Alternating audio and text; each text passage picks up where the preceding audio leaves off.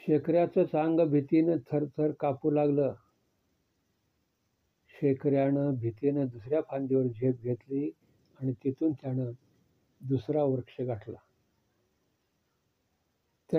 त्या वृक्षाचा शेंडा गाठून शेखरा त्या काळतोंड्याकडे बघत राहिला. हे काळतोंडे असेच त्रास देतात. ह्यांच्या वाट्याला गेलं नाही तरी. शेखरा बघत होता खालीवर झेपावणारे सारे हुप्पे आता फांद्यावर विसावले होते. त्यांच्या लांबझोक शेपट्या फांदीवरून खाली लोंबत होत्या. त्या कळपातला एक काळतोंडा शेंड्यावर बसला होता. त्याची नजर चौफेर फिरत होती. अंग खाजवत तो चारी दिशा न्याहाळत होता. खाली उतरायला आता हरकत नाही याची खात्री होताच तो काळतोंडा फांदीवरून खाली आला. बुंध्यात येऊन त्यानं परत बसकन मारली.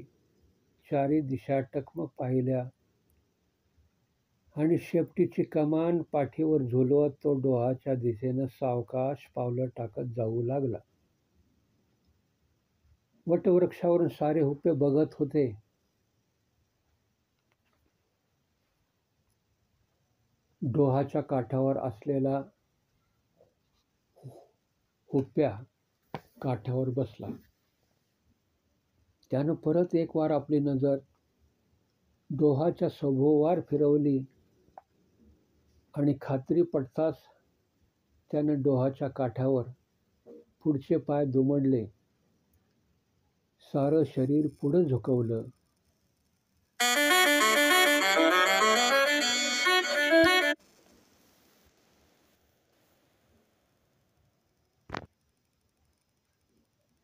पाण्यावर तोंड टेकवून हुप्प्या पाणी पित होता. झाडावरून पाहणारे सारे काळतोंडे क्षणात खाली आले आणि उड्या घेत त्यांनी बघता बघता डोह गाठला. डोहाचा सारा काठ काळतोंड्यांनी भरून गेला. शेखऱ्याची नजर वळली. त्या गर्द रानातली एक वाट त्यानं न्याहाळली. काही अंतरावरच त्याला डोहाच्या दिशेनं सावध पावलांनी येणारं वाघाचं धूड नजरेत आलं. पाणी पिऊन हे हुप्पे परत फिरतील तोवर वाघ झेपेच्या अंतरावर येईल.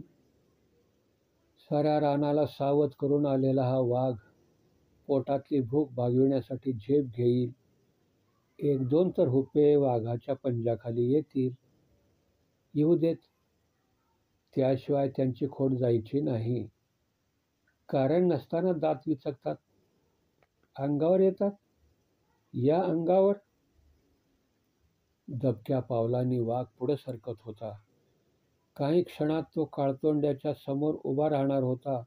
तोवर हुप्प्यानं पाणी पिऊन हुप्प्यांचं पाणी पिऊन संपणारं होतं. तहान भागवून जेव्हा ते मागे फिरतील तेव्हा विचका, दात विचका. शेखरा टकमक नजरेनं वाघाच्या पावलातला विश्वास बघत होता. क्षणभर त्याच्या मनात काहूर उठलं आणि दुसऱ्याच क्षणी शेखरा चिर्र ओरडत वटवृक्षावर झेपावला. शेखऱ्याच्या त्या विचित्र आवाजानं पाणी पिणं सोडून सारे हुप्पे माघारी धावले आणि बघता बघता त्याने वृक्षांचे शेंडे गाठले होते.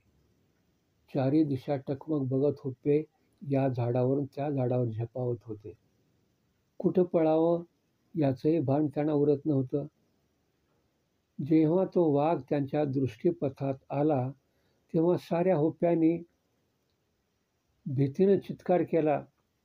सारं झाड गदगदून हलत राहिलं. वाघ क्षणभर त्या डोहाच्या काठावर बसला.